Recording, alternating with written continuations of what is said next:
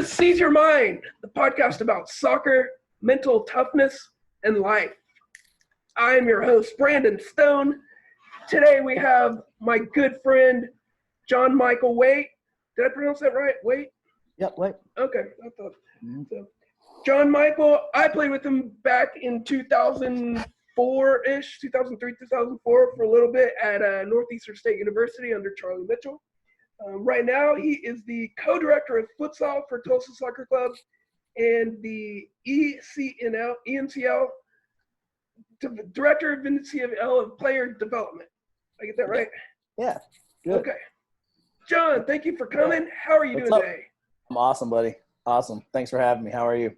Good. It's a great pleasure to see you and talk to you. I always love our conversations. So. Yes, man. Me too. Glad to be here. So let's start from the beginning. Tell me about how you got involved in soccer as a kid, and just paint that picture for me, what that looked like. Wow, how I got in soccer as a kid. Well, that's interesting because, where I am from, the part of Tulsa where I'm from, soccer is not really big, So I grew up in North Tulsa. So basically it was basketball and football and wrestling where I was. So, the first time that I really was exposed to soccer was kids showing up to school. There was I say kids. There was one kid that showed up to school and had patches on their shorts. And there was little soccer ball patches. And I wondered, man, that looks so cool. What is that? I don't even know that I'd ever seen a soccer ball before. And I was probably 5 years old or 6 years old, but I remember vividly. And I wanted those shorts, and I wanted those soccer ball patches. So, I kind of did my little kid thing from 5, and, and we wrestled and we played just like regular kids. And then there was a flyer in my elementary that there was going to be a North Tulsa team. And I took it home and I asked, can I please try this? And they were like, what? Nobody in my family knows anything about soccer. So, but they fortunately, God intervened and got me there to that little team. And that's where it all started. We were called the Bears. And Bears, yeah. And it was awesome. That's where it started. And I immediately was head over heels for the game. I loved it instantly. And I never stopped from 5 or 6 years old. Ever since then, my, in classrooms as a little kid in the elementary, all my elementary writings have something to do with soccer. So it's pretty neat to look back and see how ate up I was with it. So back then, did you get access to watch it on TV anywhere? Because I know it wasn't much, No, nothing. Nothing early on. I would get a little bit of Domingo Deportivo on Sundays. I would get to see that, and that was incredible to me. So a lot of my game as a little kid was very, very South American. Primarily, that's all I saw. So in terms of the trickery and the savviness, that's kind of how I grew up seeing it. And then I saw, the German league would be on occasionally. But, my dad had the presence of mind really early to go to the library. And he would go to the library and he would rent or, check out full games. And so he would bring these games back and on the VHS. He would bring these home like World Cup highlights, names that I had no access to. Goals of the World Cup, the history of the game. Those were the ones that I watched over and over and over. So I started getting introduced to players. And then as I got older and the game became more accessible, I recorded everything. So, I would be able to watch as much as I wanted to. It wasn't necessarily recent, but I was able to access the game kind of secondhand. And it wasn't what it is now, but I made it work, as best we could. Yeah, that's interesting. Yeah. You did what you had to do. Yeah. Resourceful too of your dad. So Yes, super. I mean, because he wasn't a soccer guy by any stretch of the imagination. He knew nothing about it. So I think in a way it was a blessing that he wasn't, because he didn't even attempt to teach me anything. He knew library was a resource, and so we went, and I'm sure he just checked out as much soccer as he could. And I am extremely grateful, because I mean, he got coaching videos for coaches to teach, and I would watch those videos, and I would do all the exercises on my own. I loved it. To me, it was never training. It was never work. I just saw it was like a coloring book for another kid, I guess. And I would just go watch the videos and go outside and immediately all day. That's all I did. Awesome. Yeah. So did you ever get shorts with the patches? You know what? I do not think I ever got a patch. That's a really funny question. No, I don't think I ever did. I think once I actually got into it and I actually understood what it felt like to score a goal, or to be out there and competing, I think my desire for the patches quickly turned to my desire to score goals. Gotcha. Is that what those patches were for goals? Yeah. Well, kid had scored? Come to find out, the kid had scored some goals, and they scored a goal and they would get a patch, or they would have the season on their arm, like spring, whatever it is, 19, Oh. You know what I'm saying? So they would have these patches that meant something. The longer they'd been on the team, the more goals they'd score. So it was pretty That's neat. a cool idea, actually. It's a great idea. It's a great idea. And I've actually used that for some of my teams in the past, some of my younger teams, and they love it. They just any of those types of incentives that they can get, but it worked. It actually attracted me to the game, and without even having anything invested at all. So you didn't even see the game being played. You just saw the shorts. I just saw those patches. Yeah. That's awesome. That's crazy. So then, when you got to high school, tell me about that. What was it like in high school for you? And yeah. So high school, high school by this time, I had, really fallen in love with the game. I knew this is really what I wanted to do. And whether it be at the college level or the professional level, I knew that this is, where I wanted to pursue. For us, it was different because we didn't really have clear pathways. We were just literally figuring it out as we go. There were no agents. There was no, ECNL leagues to play in against the top competition or development academy. These things didn't exist. So we were just Oklahoma kids just trying to beat each other, and we got as good as we possibly could, not necessarily because we were doing anything right, just because we played a lot, we like to play. Do you remember a favorite game in high school that you can, like one of those highlight games? Or a favorite goal?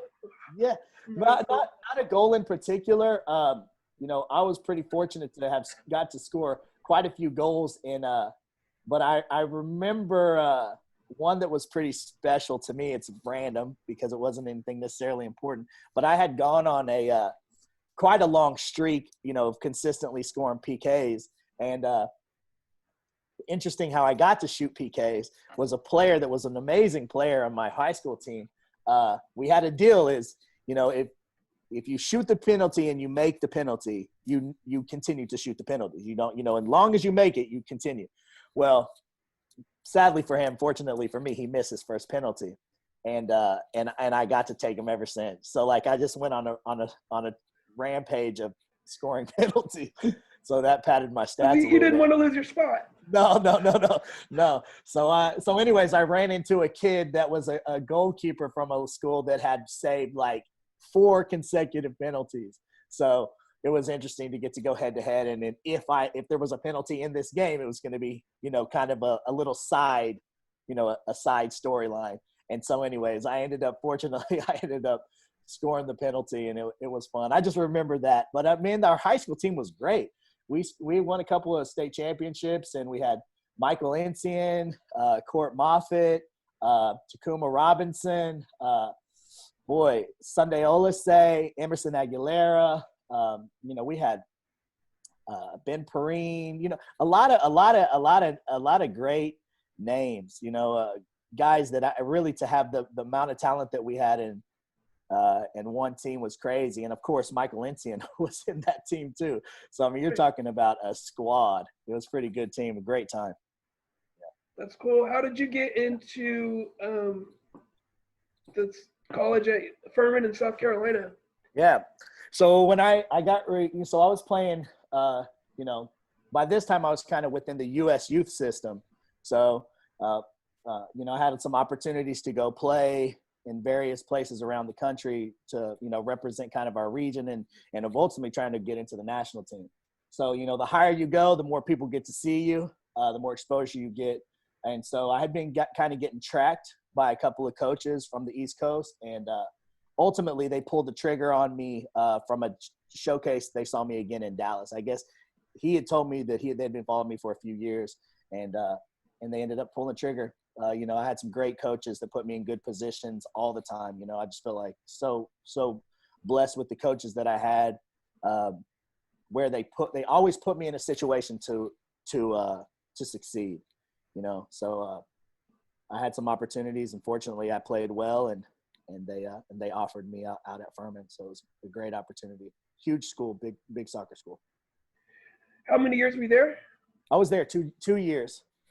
And then two years in Oklahoma? Yeah, then I just transferred back to Oklahoma. Had a couple of nagging injuries, and it's one of those kind of fork in the road type of life moments of whether or not I should have stayed at Furman or gone. And then anyways, long story short, there's a lot of stuff happening at home, and I felt like being at home with my family was the best situation for me. In hindsight, maybe I would have done things differently, but I came home. Initially I transferred it back into University of Tulsa, and like I said, things just didn't it didn't hit the way that I thought it was going to. And it ended up being that NSU made an offer, and for me to go back in and finish my schooling. And it ended up being a great situation. I had a lot of fun at NSU, met some amazing guys like yourself, and Coach Charlie, and, Austin Greenhaw, and it's just some amazing guys up there. And yeah, man, I mean, all of these experiences have just given me some very unique perspectives. And, ultimately I'm just really, really grateful for all those opportunities. One of the other things I remember about you at NSU was your music. Yeah. Tell me about that. So yeah, I did. I mean, I still love music. Today, I've always been really curious about music. My dad was a musician. My mom is a musician. So music has always been part of my life. So I was always making music, recording music. And there was a time where I really wanted to pursue that, but probably had a little more talent in sports than I did. And so, I eventually you have to go with what you're good at and what you're passionate about. But I mean, today both of my daughters are highly involved in music, singers and piano and guitar. And my wife is amazing on the piano, and I still tinker. I don't have as much time, but I'm an avid music player and music, I would say, connoisseur. I love music. Awesome. All right, so then you go to, was it Revolution first or the Roughnecks? So when I was kind of still trying to figure out what I was going to do with the game in terms of playing, and by this time coming out of school, I just had my first daughter.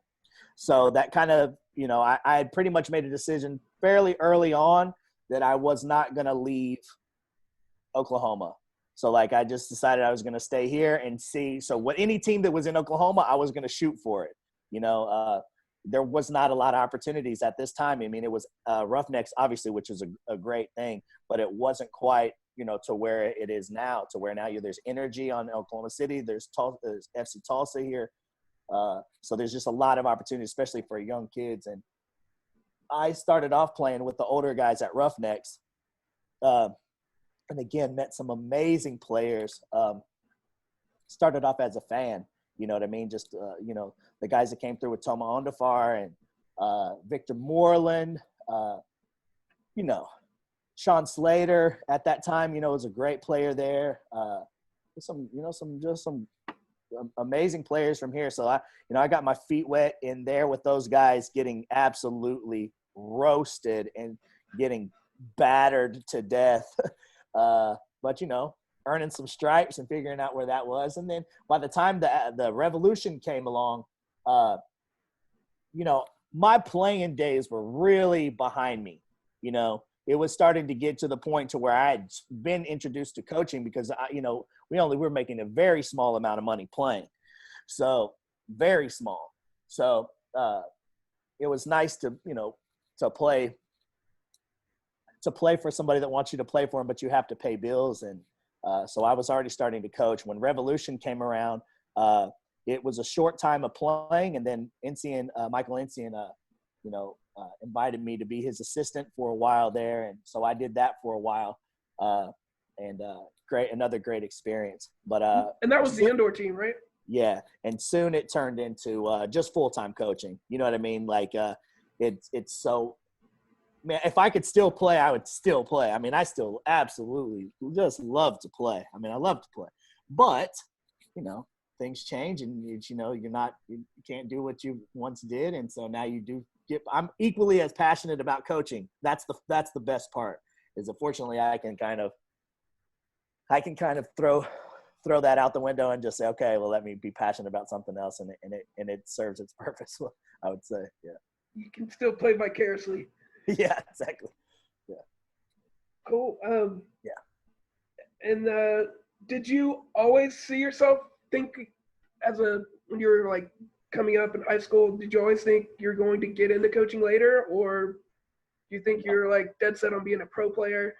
And then yes. I wish that I hear players that knew real early that they were going to coach. And man, I think it's a blessing for those kids, for those guys and girls that know they want to coach. For me, no, although it may have been subconscious because I just absolutely adored my coaches. I had Steve Earle, I had Randy Waldrum, Tony Winters, David Gordon.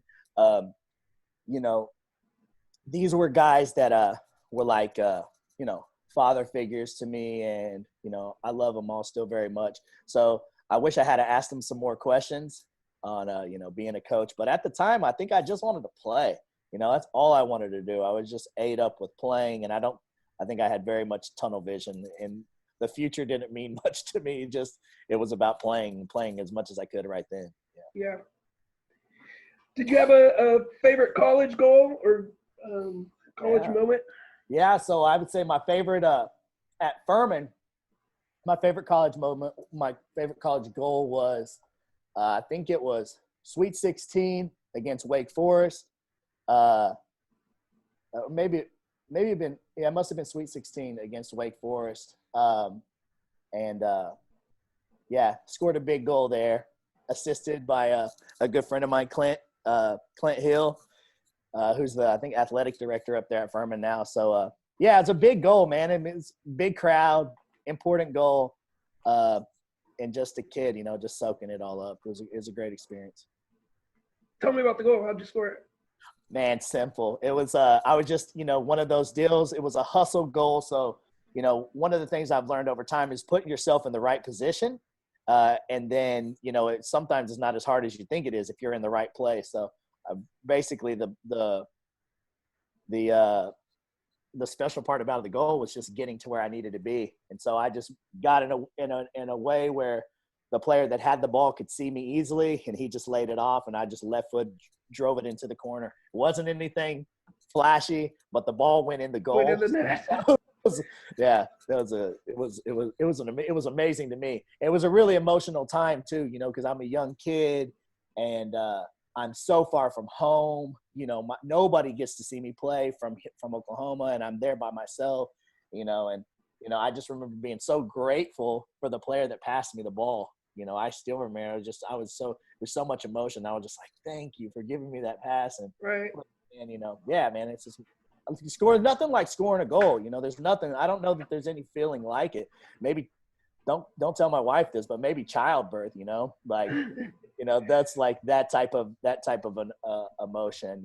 Or getting to be a part of something special. It's definitely an addictive feeling. Yes, it is. Yeah. So what was the first team you coached? Let's talk about getting into coaching. Yes. First team. So the very first team I coached was a group of boys that were born in 1995. So they would have been like, I don't even remember. They were young though. So this was at Thunder at the time, at Tulsa Thunder, and that's where I kind of got it. I think they were a fourth team, and I learned a lot. Listened to as much as I could, and just worked on trying to hone in my craft, and got them promoted. I think the first season we lost every game. Second season, we were tying some games, like, oh, this is good, and then a couple of players were improving and getting pulled into the second team or the first team or the third team. Everybody was moving up. So it made the job interesting to kind of try to rebuild each year. And but eventually, our little team ended up going on and winning the league, which was incredible. It was an incredible feeling for me. But it had a big impact on me to be my first team and to get to see how it affected the players, just their confidence as people, to see them work for something. And it was really good positive reinforcement for me to see, okay, if you put this type of effort in, you can be successful. So it's cool to see the fruits of your labor. Our labor, the parents were really committed and the kids were really committed, and it was definitely, it's always been a team effort on everything. That's important to remember that. A lot of people just focus on themselves, and so just the fact that you even said that just shows your beliefs and how much you're able to give away control, as opposed to just be so focused on yourself. So that's a thing I admire in you personally. Thanks, Let's fast forward to now the director of futsal, co-director of futsal, and the ECNL player development. How's that going? How did you get the job? All that. Yeah, great question. So the job kind of came up through some side conversations that that this might be an opportunity, and for me, trying to test myself, trying to push my players to test themselves at the highest possible level was always really important to me. When I found out that this might be an opportunity for me, I jumped on it pretty quickly. And, we have another great futsal coach with Jao Sabino. And I know him. And so, he, working with another guy intrigued me, another futsal person. And, coming from Legacy, I was at Legacy with Shannon Henry, who is another guy that I have a ton of respect for. So that was a tough decision to make the move over, but I think ultimately it was a really good decision for my family and for me, and to continue my growth and to push myself, and also wanted to lead my players by example. So on the futsal side, it made a lot of sense, and then on the ECNL player development side, this is something that has been a goal for me for a long time, because I've always felt like maybe the knock that I would probably give on myself, one of the knocks that I would give to myself, was the net that I cast was small, so I might have an impact on 10 kids or 12 kids, my team, and I felt like we did the best job that we possibly could in terms of really trying to nurture those kids and give those kids everything. But it really stopped there in many ways. to where you can't have as big an impact as you would like to have. So, TSC has given me an opportunity to come in and share ideas, not just for what I do, but with a small group, but potentially to help have a bigger impact on the club as a whole, and to share ideas from other great coaches and a lot of interchange of information. But yeah, so it's been good. So basically what I do is I do a lot of the training for various teams, mostly ECNL, but some that are non-ECNL teams. We have a lot of great MPL players, ECNL players, and kids that are working their way up into those, either the MPL or the ECNL level. So yeah, it's intriguing, man. It's super, super, super exciting just to be part of a place where the talent is there, and we have an opportunity to do something for kids that really want to pursue the sport at a very high level, and kids that just are using the sport as a way to enjoy themselves, which is equally as important. So basically, we just want to maximize. My goal is to maximize, and I believe our goal as a whole is to maximize each child's experience, whatever that experience is. So we want to give them that support if they're trying to go play in college or professionally or go to Europe or South America, whatever it is they're trying to do. We want to make that happen or give them the opportunity. If their goal is to have fun and enjoy with their friends, we want to have that available for them and support them through that in the best way, but always making sure that the ultimate goal is self-awareness, confidence.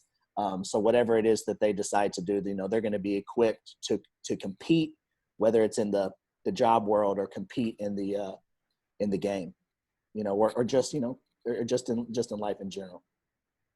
Yeah, soccer definitely is one of the best vehicles I know of preparing someone for life. 100%. 100%, man. 100%. Yeah. So speaking of confidence, what are some things you do to help your teams improve their confidence? Ooh, good question. For sure, preparation. You know what I mean? Like 100% preparation has to be at the very, very front of this, okay? So you can tell a player, you can build a player's self-esteem, you can do all of these things, but if they are unprepared, the chances of them succeeding are probably not that good. Let's be honest, okay? So if we are preparing the player, thoroughly preparing, and I think a lot of people make the mistake of saying, of confusing activity with preparation. So my opinion on the whole thing with that is there's a huge difference between preparing a player and having a player present at a session. So very much if we want to build a confident player, number one, it's going to start with preparation. Two, it's going to start with how does that player talk to themselves internally? How does that player process information or negativity that's cast on them? How do they deal with that? So it is a complete, we call, what you would call a holistic approach. So you're talking about the football side of it. You're talking about the emotional intelligence side of it. And also battle testing them, so our practices and sessions probably need to be harder than the games most of the time. So once they get into a game, if they are prepared, and they feel worthy, which is incredibly important that the child feels worthy as a person, and they're prepared, they're dangerous. That's a dangerous kid there. A kid that's prepared and he feels worthy to be good. Because there's a lot of kids that their confidence struggle because they're not sure that they're worth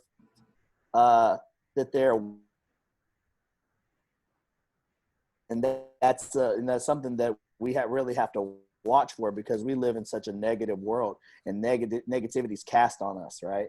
So trying to find ways to really combat that for the players and teach them how to address those things in a positive way. You talked about self-talk and dealing with negativity. Do you remember how you used to deal with it as a player? Yeah, man. Like this, I think we would go back to the proverbial, like, if I knew now, if I knew then what I knew now, oh, goodness gracious. I wish that I did. Yeah, I don't know that I was very good at self-talk, and I think that ended up later on down the road when things got way more serious, and there's pressure involved, money involved, a spot involved, and so many things involved, that tools that I wasn't equipped with, that I wish that I had. So I remember attempting visualization, not really knowing what I was doing, but trying to visualize. I'd heard it somewhere. Somebody had told me it's a good idea to do this. But yeah, not really knowing what I was doing. So like, this is something that I have to admit, I don't think that I was very good at as a child. And, and I wish that I had known about earlier. When you did attempt it, not knowing what you're doing, like, do you remember what you did exactly? Like, sure, 100%. So I remember, for me personally, it was in my bed before I went to sleep, and I would just visualize me playing. Okay, so I would visualize, and I had to be careful because sometimes you visualize missing shots. So I don't want to visualize that. At least at the time, I didn't. But I would visualize shooting and the ball going in. I just always wanted to visualize the ball hitting the net. That's one of the big things, the ball hitting the net, bending it around or doing the move. So I would visualize these things happening over and over and over again. That was positive. Where I felt like I struggled a bit was when the ball, in my mind, didn't hit the net, or when I missed and it hit the crossbar, because these things would pop in my mind too. So now that I know, those were great opportunities for me to practice. How will you handle that? What type of self-talk are you going to give when it misses? And that's something that I didn't understand. And then I just try to force myself only to think of the good, rather than embracing the potential bad outcome as an opportunity to practice positive self-talk. Yeah, definitely. Did you, when you were visualizing those things, were you remembering times, or were you creating new situations? So creating new situations, and in the times I was creating new situations, if I could go back, I definitely would have referenced positive times, things that I had done well, and a great goal, because I think that that's then reinforcing the fact you can do this. You've already done this. You can do this again. But at the time, no. I mean, I was just trying to go through scenarios and just kind of making it up as I went. So I think that's a great thing to point out to listeners who might have kids that they're trying to teach, is to be, to not only imagine situations, but also to remember previous positive, things they've done. And then, like you said, what you forgot to do is imagine yourself missing, and how are you going to deal with that? Imagine yourself, losing, but for the soul, like, you want to visualize yourself winning, but you also want to problem solve when you do, have a negative thing happen. And you can practice that in your mind before it actually happens. So when it does happen, your mind already knows, I've seen this before. I know what to do. Yep, absolutely. 100%. 100%. Those are just absolutely, I don't know that I don't think that you could say which is more important, the actual training preparation or the mental preparation. I mean, they have to be fairly equal. I mean, or pretty close. You know what I mean? It's just because your mind can sabotage you. And unfortunately, that's something that we don't always do the best job of equipping our kids on those emotional intelligence type of skills. Right. Definitely room for improvement everywhere. Yep. In this field, I believe. That's a big reason why I'm doing this podcast, is to get idea. different perspectives on how everyone does it, and get kids more involved in it. I thought of something and it just left me. let's talk about the culture you're building at Tulsa Soccer Club. Yeah, well, I mean, to be fair, the culture already exists in many ways, just in terms of, it's pretty much, it's a nationally recognized, I believe, it's a nationally recognized club. They've already had a lot of success.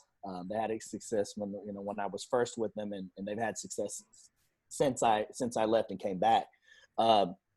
So, firstly, they've got a lot of great coaches, a lot of great players, very committed families, great leadership. The owner's really trying to, maneuver things in a positive way for the city. And, that's something that I really wanted to be part of. In terms of the culture, for me, I would say maybe it's a hypothetical. What I would like to see taking place, is because I'm just getting started, So I would say what I'm hoping that we can implement is a culture of creativity, a culture of accountability, a culture of maybe sounding cliche, but dreams can come true. You know what I mean? Like, I think we spend a whole lot of time in our game or as whatever, in sports talking about the, how few kids actually make it. We talk about the 1% or the 5%. I try to be a little bit more, glass half full and say, for me, I think that there's real reasons why only 1 to 5% make it. And I think those are all correctable things. If you want to be into that top 5%, well, then we have to do these things. So for me, it's not anything that's so far out of reach. And what I would like to do is just instill that belief, across the city, really, but it definitely across our club, from the little ones all the way up, having a belief that yes, you can, and yes, it's going to be hard, but this is what we're going to do, and this is how you're going to do that. So I would just say the culture's freedom of expression, being tough as absolute nails, being beasts, freedom of expression, tough as nails, accountability, and a belief that they can actually do this at a high level. How do you get them to buy into that belief? How? Mm-hmm. Well, I mean, again, I think preparation is a big deal, so make sure that they're prepared. Okay. So don't lie to these kids. You're going to tell them that, you can do this, and they're not prepared, because at that point, once they're not prepared, they can't do it, So it's important to be realistic. And number one is prepare the kids. If the kids are prepared, then you can say, now, if this is what you want to do, this is what you're going to have to do. But you can 1,000% do it. And we're starting to get into the point now where we have there's so many opportunities for these kids to pursue the game. If they do it right, I think the first thing, if we want the kids to believe, we better believe. So, I think that hopefully that comes off with the kids that I come into contact with, that I believe that they can. I'm not going to tell them it's going to be easy, but I believe that they can achieve if they want to. It's kind of like a trickle-down effect. I believe so. It's contagious. Yes. So, yeah. And you're absolutely right. If they are prepared and they, here's what it's going to take to get there. It's not going to be easy, but if that's what you want, here's what you got to do. Yeah. So that give them the tools, help them set goals, and then support them through the goal setting process, and then the actual execution of those goals. So yeah. Tell me more about goal setting and how you approach goal setting. For me, or for like players, or both, for you personally, and then for your teams. Okay. Yeah, that's awesome. Great question. So for me personally, my goals would be very simple, because I'm going to set a goal every day. So my goal is basically every day just to get better. So if, that means whatever that means, like maybe it's watching a game, maybe it's reading an article on something that I'm not completely clear on. Maybe it's running a session that is completely opposite of what I believe in. So something completely different where I can really test my own personal theories, maybe it's yeah, maybe it's, I don't know, just whatever it takes for that day to get better, you know, trying to consciously pursue that, trying to consciously pursue something that's better than I was yesterday. In terms of like short-term goals. I'm going to stop you right there. Yeah. I have to like that mindset you just talked about is phenomenal. I mean, you have 360 different things you're going to improve on that year. If you do one thing a day, like you're talking about, like you're definitely going to grow and not plateau. And just having that mindset, like I know I could use that for work for everything. Just, I mean, it's not hard to do. It's one thing a day, but it is huge. Yeah, I think one thing that's helpful is like, I would say that I am obsessed with it. You know what I mean? Like I'm obsessed with, just getting better because I just love the game. I want to understand things that I don't understand. I want to be able to support my beliefs, and ultimately I want to be of service to my players. I want to be of the best possible service to the kids that I come into contact with as I possibly can. And there's no way that I can, again, like we went going back to confidence, there's no way that I can confidently approach a player if I'm unprepared.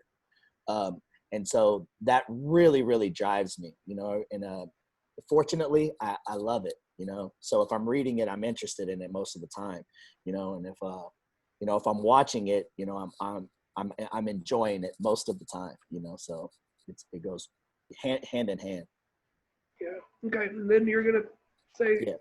Yeah. So like short-term goals. So I would say my theory on short-term goal setting is this: if I set a goal, I'm going to go after whatever that is very aggressively, and I try to knock it out very quickly. So I how life is, man. Life can get in the way quickly. Things can change quickly, and you want to do something desperately bad, and you put it off. Something pops up, or something changes, or you don't have the opportunity anymore. So when I have an idea or I see something, like I really go after it very, very hard. That's worked for me. And basically, I feel like if we're, if the things that we're pursuing are positive things, they're always going to be useful, so I'll find a way. I just try to really find a way to make that happen. I try to instill the same thing in my players, if you got a goal, don't sit on it. Find a way to make a baby step towards getting it all the time, or just take it right away. If it's possible, just absolutely grab it, snatch it. So if it's possible. Yeah. Yeah. And baby steps is I mean, it's huge because that's a huge step is just a bunch of little baby steps. True. Yep. 100%. Yeah. What advice would you give to kids that are, 12 to 18 who are so obsessed with the game, that's all they want to do, and it's really hard for them to focus and do their schoolwork when all they want to do is play?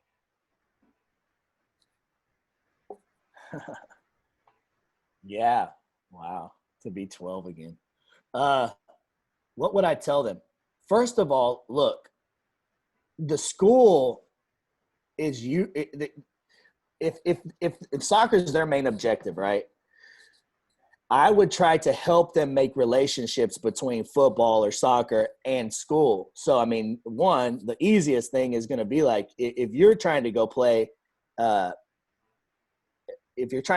college, I mean, school it's not even it's not negotiable. So you have to have grades. So focus on school. There's going to be time to play football or after school or between classes or at recess, but you have to focus on school. School has to be up there for those ages, especially at 12. It's a little bit more difficult when you start getting into 15 years old, and some of these players are thinking about leaving the country and pursuing their goals in that way.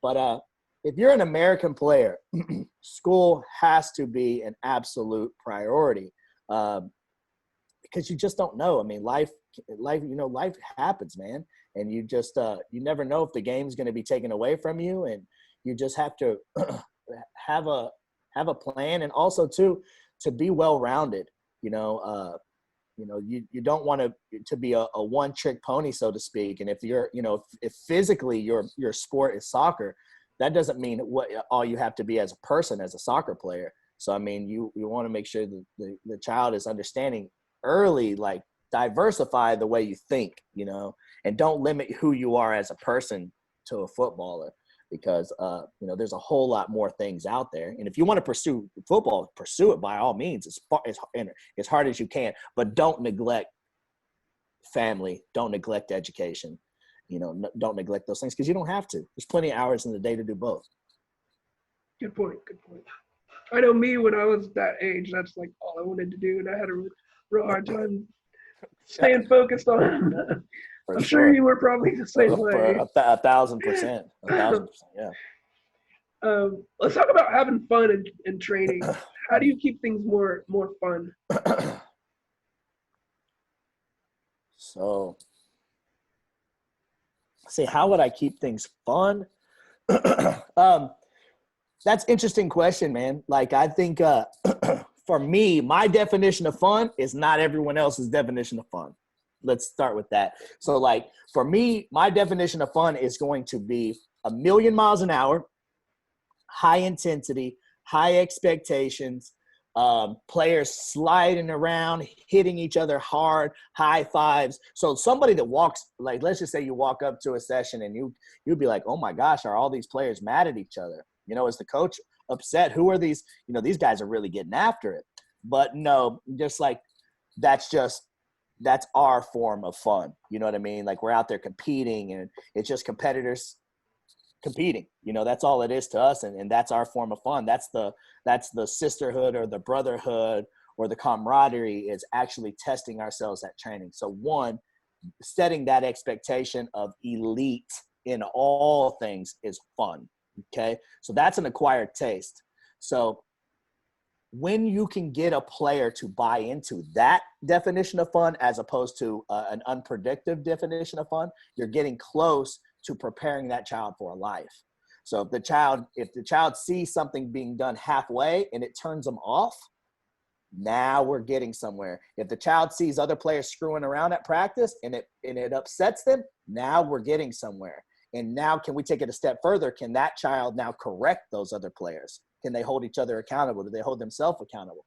So those would be number one, an environment of productive fun, I would call it, productive fun. The other thing is, too, just simple things like competition. There has to be competition in everything. Kids play sports to compete. So we don't want to take that away from them and say, oh, we're not keeping score. We're always keeping score. Everything is a competition. Now, it's not the end of the world if you lose the game. So we're trying to teach them to cope with those things too. But we are out there to win, whatever win means. If win means doing your best, you won. You lost 5-0. Well, in many ways, you might have won. Did you learn anything? So teaching them to understand you are always competing, first and foremost with yourself, but be the type of person that's going to allow your teammates that are around you to compete with you, because now you're going to make them better. And the other thing would be incentivizing things, contests, videos,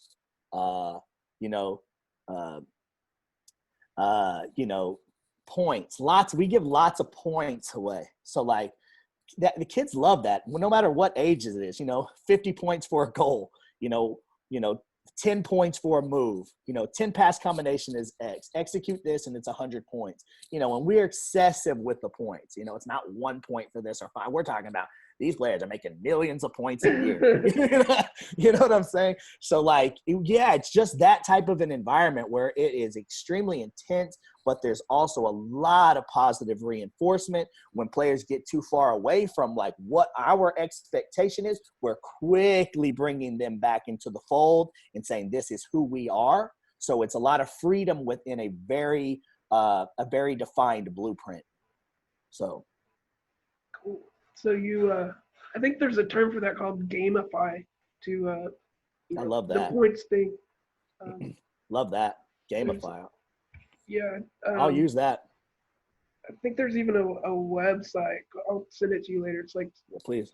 it's something they used to like, if you clean your room, then you get this many points. Or Yeah. like and it's customizable, so you can set it up for anything. So you can set it up for.